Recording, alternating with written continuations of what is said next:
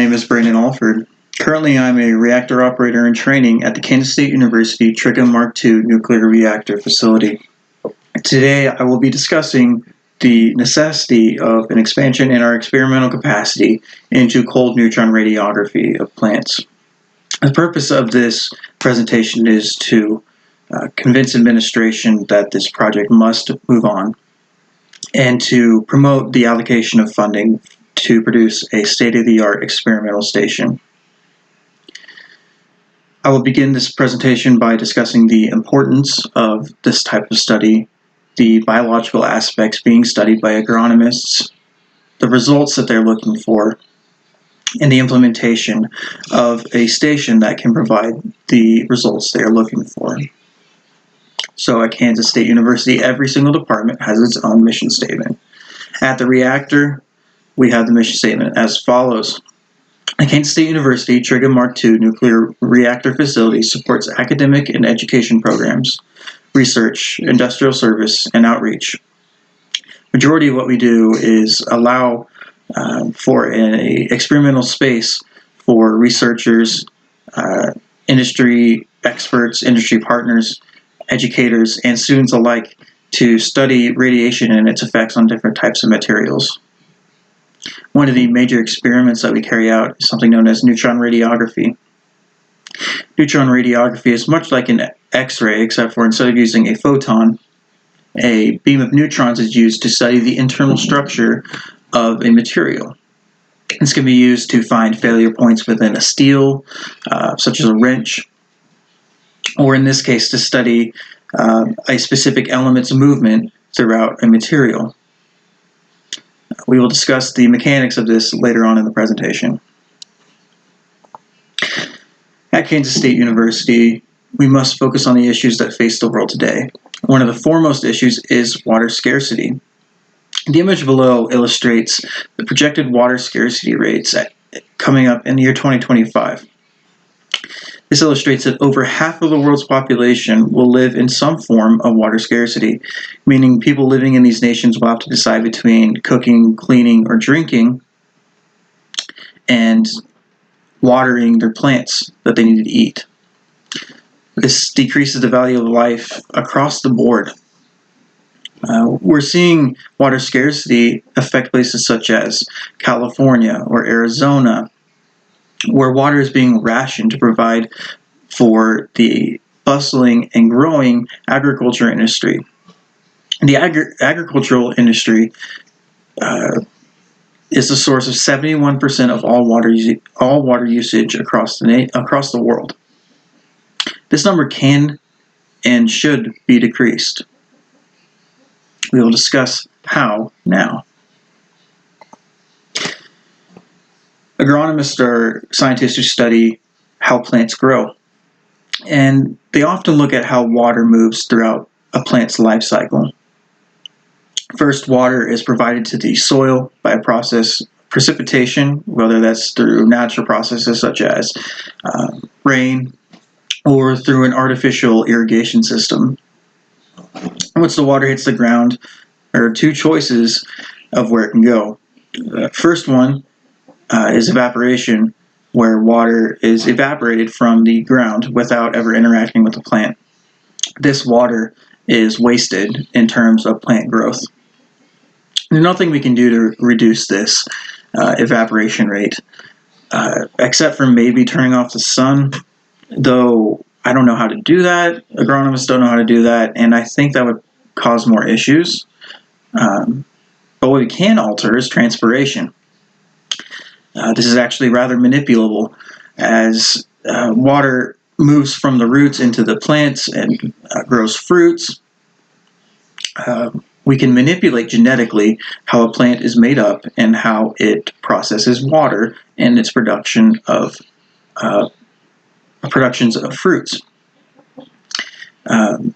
Geneticists teaming with agronomists can genetically select the premium plants, if you will, that will produce the highest yield of fruit to the lowest amount of water used to produce that fruit.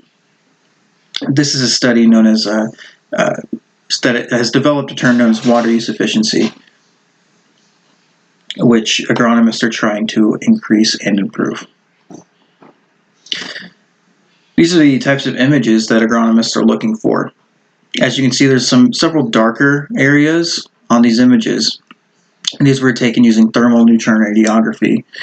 The darker places are where water is within a plant. Agronomists can look at these images and study over time how water moves through a plant, where water is stored, how fast it moves, how efficient it is being used, and can determine from these 4 images which plants should be genetically studied and be used to breed new plants.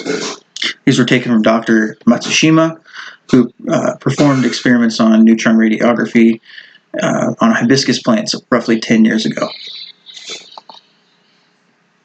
Now, on the title, I mentioned cold neutron radiography.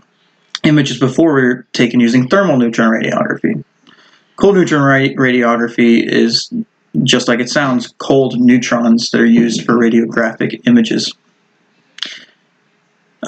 Cold neutrons are selected for plants due to the water having a high percentage of hydrogen. Cold neutrons have a high cross-section or target with decreased neutron energy, meaning that there's a higher likelihood that neutrons will interact with a hydrogen atom, producing higher contrast images. What we're looking for with cold neutron radiography is high resolution, high contrast images. Speaking of resolution, image on top was taken using thermal neutron radiography, the image on bottom using cold neutron radiography. It's obvious to tell that in image B, the detail that we can observe within the plant is much greater, and we can actually track the water as it moves through the plant in ways that is not possible using any other form of experimentation. This is what agronomists are looking for: high resolution, high contrast images to study water flow through plants. This experimental station can be implemented rather simply with the addition of 2 objects into the current system setup at the southeast beamport. First, a liquid nitrogen pressure vessel must be included that will provide liquid nitrogen and fill a collimator that will serve as a cooling chamber. We already have a collimator installed, though a hermetically sealed chamber would be much better than what we currently have. This implementation can be free, as most of the objects are already owned by the university. They're just sitting around the reactor bay. Though, if a budget was allocated from the university, we could use it to purchase a new camera for better spatial resolution, producing better images. Also, we could purchase a better collimator, which will be more efficient on its usage of liquid nitrogen, as well as producing variable beam sizes, which will allow for point-specific study on a plant. Implementation will take about a week, and there will be no change into the normal operational routine of the facility. So to recap, the water crisis is getting worse, and we must step up and do something to help agronomists as they try to fight this change to our world. At Kansas State University, we are dedicated to bettering the lives of people across the globe through education and research. And at the reactor facility, we can implement cold neutron radiography to help change the world for the better, change the future for the better, and provide places in the world with a water-secure future, and provide for sustained existence in those places. The implementation will be easy, cheap, and the results yielded will be greatly important to the future of our planet. Thank you for your time.